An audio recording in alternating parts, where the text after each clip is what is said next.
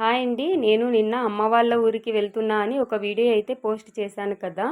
నేనైతే ఒడిబియ్యం పెట్టుకోవడానికైతే వచ్చానండి. మా సైడ్ అయితే 3 ఇయర్స్కి ఒకసారి ఇలా ఒడిబియ్యం పెడతారన్నమాట. ఇంకా అందుకే అమ్మ వాళ్ళ ఊరికైతే వచ్చాను.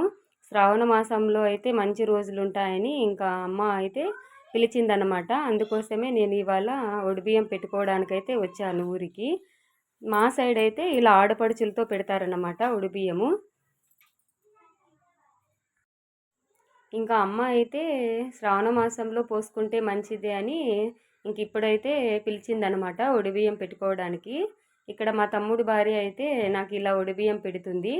అంటే ఒక్కొక్క సైడ్ ఒక్కొక్క విధంగా పెట్టుకుంటారు. మా సైడ్ అయితే ఇలా పెడతారనమాట.